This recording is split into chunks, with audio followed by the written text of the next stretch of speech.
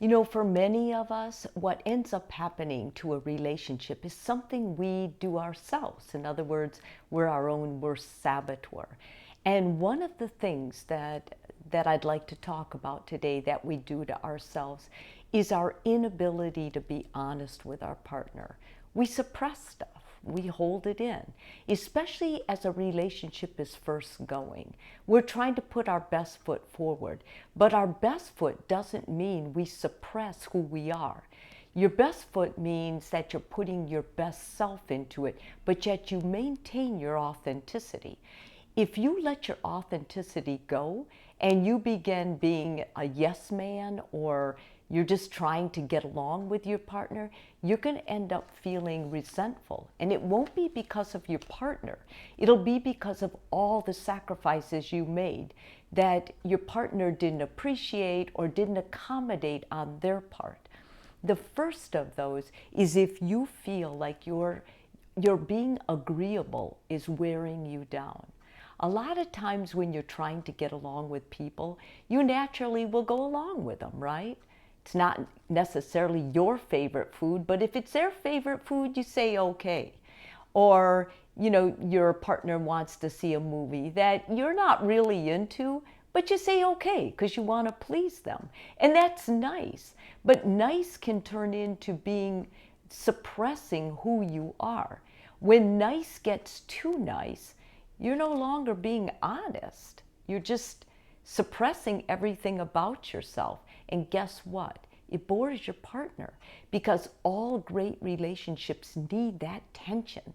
They need a little sparring. If your partner agrees with everything, you're not going to respect them after a while. And unfortunately, this happens. And this is the cause of many new relationships not making it. Secondly, you expect your partner to be a mind reader. You don't tell them. You hint. And hinting is the worst thing, because even if you get something, it's going to be only a small thing of what you really wanted. It's never going to be exactly. And if you hint exactly what you want, your partner's going to start getting resentful. Like, why don't you just tell me? Or you're going to get angry because it wasn't exactly what you wanted. And then your partner's really going to get angry and you're going to get frustrated because you're going to be like, you should have known. You know, I've been talking about this forever. I've showed you pictures. I've heard all of it. And I've done a few of those things. And I'm telling you, hinting doesn't work, especially with men. Men, when they communicate, they're usually very direct. They don't use as many words. Women have to accommodate that part when they're talking to men, because if you try to use your lingo or you're suppressing it and expecting them to know what you want, you're going to end up frustrated and resentful with the relationship. Thirdly, you resent them because you feel like it's unequal. I mean, it seems like you're giving up a lot and they're not. Maybe you've given up going out Thursday night with your girlfriends and your man isn't. Or your guy's given up his golf game on Saturday and you're still going to the gym and getting exercise, and he was expecting to have that time with you. Basically, communication is the key here.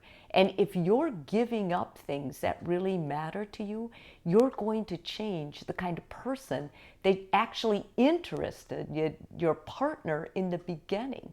So you don't want to do that. You want to remain vivacious. You want to remain who you are. And you can't do that if you're giving up who you are. Whatever you are into or passionate, whether it's bug collecting or being in nature and taking photos of flowers or birds, keep that up. And you don't have to have your partner's approval or have them go with you. The only thing that's essential is you don't give up the things that bring joy and deeper meaning to your life. Suppressing those things or sacrificing those things for someone else will sabotage and ruin your relationship. You start feeling like a doormat.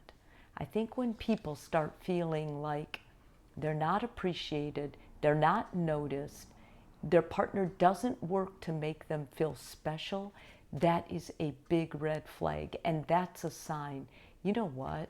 I've got to rethink things. Like, I shouldn't be used like this. What ends up happening is when you're not authentic anymore and you're not honest with who you are, your partner begins taking advantage of it.